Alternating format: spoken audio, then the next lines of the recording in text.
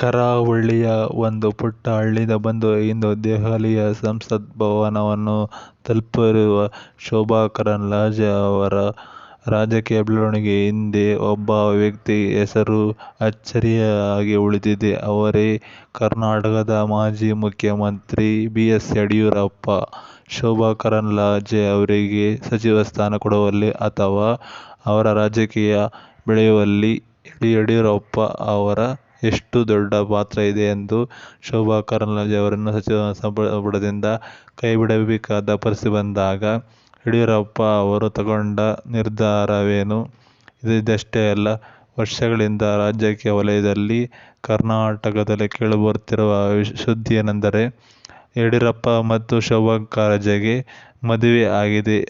ಇದರ ಅಸಲಿ ಕಥೆ ಏನು? ಇದರ ಬಗ್ಗೆ ವಿಶೇಷ ವರದಿ ಇದೆ, ಬನ್ನಿ ನೋಡ್ಕೊಂಬರೋಣ. ಸ್ನೇಹಿತರೆ, ಕರ್ನಾಟಕದ ರಾಜಕೀಯ ಇತಿಹಾಸದಲ್ಲಿ ಬಿಜೆಪಿಯ ಉದಯ ಮತ್ತು ಬೆಳವಣಿಗೆಯ ಬಿ. ಎಸ್. ಯಡಿಯೂರಪ್ಪರ ಹೆಸರು ಇಲ್ಲದೆ ವಿಶ್ಲೇಷಿಸಲೇ ಅಸಾಧ್ಯ.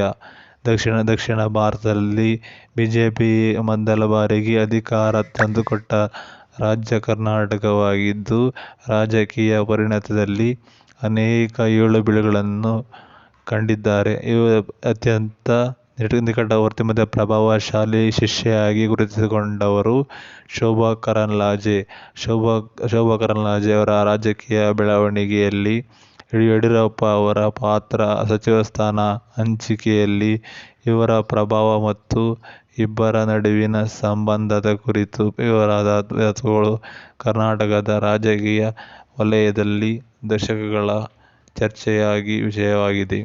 ಸ್ನೇಹಿತರೆ, ಶೋಭಾ ಕರಂದ್ಲಾಜೆ ಅವರು ಅಕ್ಟೋಬರ್ 23, 1966ರಂದು ದಕ್ಷಿಣ ಕನ್ನಡ ಜಿಲ್ಲೆ ಪುತ್ತೂರಿನಲ್ಲಿ ಜನಿಸಿದ್ದು, ಇವರ ಶೈಕ್ಷಣಿಕ ಹಿನ್ನೆಲೆಯು ಸಮಾಜ ಕಾರ್ಯದಲ್ಲಿ ಸ್ನಾತಕೋತ್ತರ ಮತ್ತು ಸಮಾಜಶಾಸ್ತ್ರದಲ್ಲಿ MA ಪದವಿಯನ್ನು ಪಡೆಯುತ್ತಾರೆ.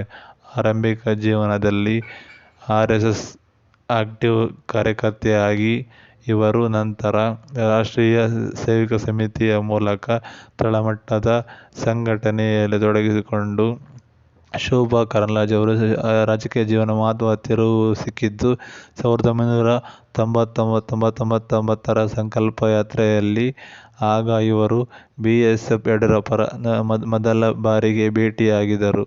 ಯಡಿಯೂರಪ್ಪ ಅವರು ಶೋಭಾ ಅವರ ಕಠಿಣ ಪರಿಶ್ರಮ ಮತ್ತು ಯಾವುದೇ ಕೆಲಸಕ್ಕೆ ಇಲ್ಲ ಎನ್ನುವ ಮನೋಭಾವವನ್ನು ಗಮನಿಸಿ ಅವರಿಗೆ ಪಕ್ಷ ಮುಖ್ಯವಾಹಿನಿಗೆ ತರಲು ನಿರ್ಧಾರ ಮಾಡಿದ್ದರು. 2004ರಲ್ಲಿ ಪಕ್ಷದ ಒಳಗಿನ ಹಿರಿಯ ನಾಯಕರ ವಿರೋಧದ ನಡುವೆ ಯಡಿಯೂರಪ್ಪ ಅವರು ಶೋಭಾ ಕರಂದ್ಲಾಜೆ ಅವರಿಗೆ ವಿಧಾನ ಪರಿಷತ್ ಅಂದರೆ MLC ಸ್ಥಾನವನ್ನು ಸಿಗುವಂತೆ ನೋಡಿಕೊಳ್ಳುತ್ತಾರೆ.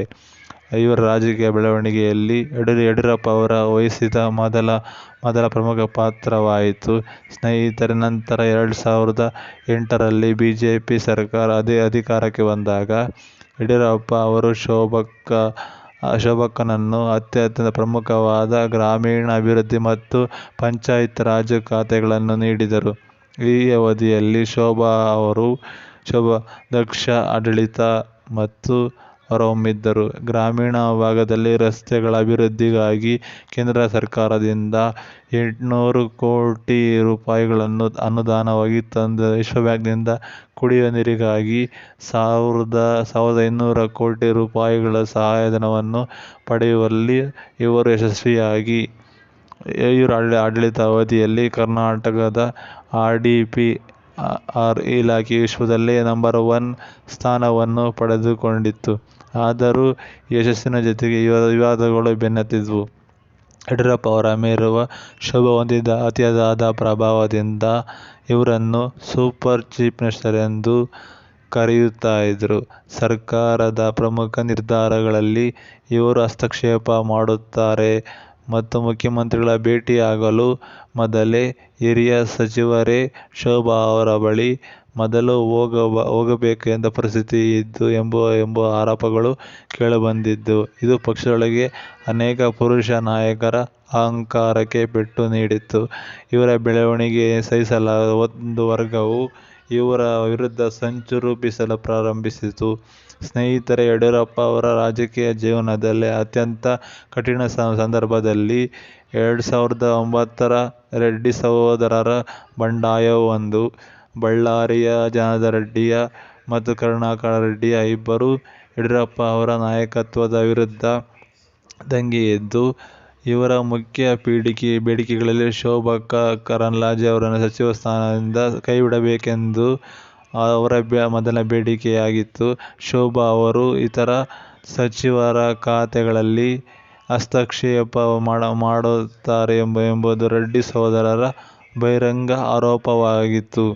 ಸರ್ಕಾರದ ಅಸ್ತಿತ್ವಕ್ಕೆ ಧಕ್ಕೆ ಬಂದಾಗ ಬಿಜೆಪಿ ಕೇಂದ್ರ ನಾಯಕರು ಯಡಿಯೂರಪ್ಪ ಅವರ ಮೇಲೆ ಒತ್ತಡವನ್ನು ಹೇರಿ ಶೋಭಾ ಅವರ ರಾಜೀನಾಮೆಯನ್ನು ಪಡೆಯಲು ಸೂಚಿಸಿತು.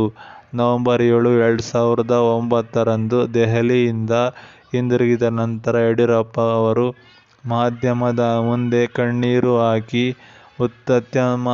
ಅತ್ಯಂತ ನಿಷ್ಠಾವಂತ ಬೆಂಬಲಿಗರನ್ನು ರಕ್ಷಿಸಲು ಸಾಧ್ಯವಾಗುತ್ತಿಲ್ಲ ಎಂದು ತಲಪಿದರು. ಶೋಭಾ ಅವರ ರಾಜೀನಾಮೆಯು ಯಡಿಯೂರಪ್ಪ ಅವರ ವೈಯಕ್ತಿಕ ದೊಡ್ಡ ಹೊಡೆತವನ್ನು ನೀಡಿತು. ಇನ್ನು ಆ ಸಮಯದಲ್ಲಿ ಉತ್ತರ ಕರ್ನಾಟಕದಲ್ಲಿ ಭೀಕರ ಪ್ರವಾಹವಿತ್ತು.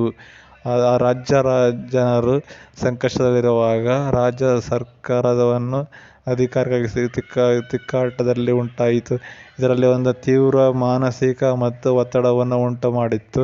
ದೇವರು ನನ್ನನ್ನು ಕ್ಷಮಿಸುವುದಿಲ್ಲ ಎಂದು ಹೇಳುತ್ತಾ ಕಣ್ಣೀರು ಹಾಕಿದವರು ಶೋಭಾ ಕರಂದ್ಲಾಜೆ ಅವರನ್ನು ಸಚಿವ ಸ್ಥಾನದಿಂದ ಕೈಬಿಟ್ಟು. ಶೋಭಾ ಅವರು ಈ ಘಟನೆಯಿಂದ ತೀವ್ರವಾಗಿ ನೊಂದಿದ್ದರು. ಯಡಿಯೂರಪ್ಪ ಅವರ ಕುರ್ಚಿಯನ್ನು ಉಳಿಸಲು ತಾನು ಬಲಿಯಾಗಲು ಸಿದ್ಧ ಎಂದು ರಾಜೀನಾಮೆ ಕೊಟ್ಟ ಶೋಭಾಕ್ಕ ಈ ಘಟನೆಯು ಕರ್ನಾಟಕ ರಾಜ್ಯದ ಇತಿಹಾಸದಲ್ಲಿ ನಿಷ್ಠಾವಂತ ನಾಯಕ-ಶಿಷ್ಯ ಎಂಬ ಸಂಬಂಧಕ್ಕೆ ಒಂದು ಭಾವನಾತ್ಮಕ ಆಯಾಮವನ್ನು ನೀಡಿತು.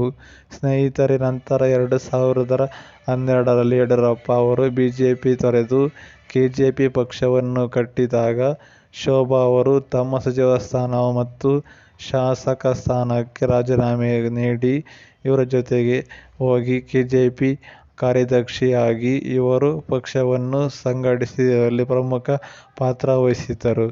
ಈಗ ನಂತರ 2014ರಲ್ಲಿ ಕೆಜೆಪಿ ಬಿಜೆಪಿಯೊಂದಿಗೆ ವಿಲೀನವಾದಾಗ ಯಡಿಯೂರಪ್ಪ ಅವರು ಶೋಭಾ ಅವರಿಗೆ ಉಡುಪಿ ಚಿಕ್ಕಮಗಳೂರು ಲೋಕಸಭಾ ಕ್ಷೇತ್ರದ ಟಿಕೆಟ್ ಕೊಡಿಸುವಲ್ಲಿ ಯಶಸ್ವಿಯಾಗಿ ಅಲ್ಲಿಂದ ಮುಂದೆ ಶೋಭಾ ಅವರು ರಾಷ್ಟ್ರೀಯ ರಾಜಕೀಯದಲ್ಲಿ ನೆಲೆಯನ್ನು ಕಂಡುಕೊಳ್ಳುತ್ತಾರೆ.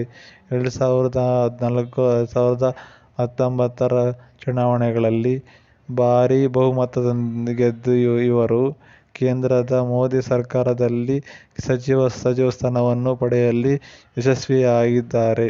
ಯಡಿಯೂರಪ್ಪರ ಲಾಬಿ ಅತ್ಯಂತ ನಿರ್ಣಾಯಕವಾಗಿದೆ. ಯಡಿಯೂರಪ್ಪ ಬಿಜೆಪಿ ಸಂಸದೀಯ ಮಂಡಳಿಯ ಸದಸ್ಯರಾಗಿದ್ದರಿಂದ ಮತ್ತು ಕರ್ನಾಟಕದಲ್ಲಿ ಲಿಂಗಾಯತ ಸಮುದಾಯದ ಕೇಂದ್ರ ಮಂತ್ರಿ ಆಗುವವರೆಗೂ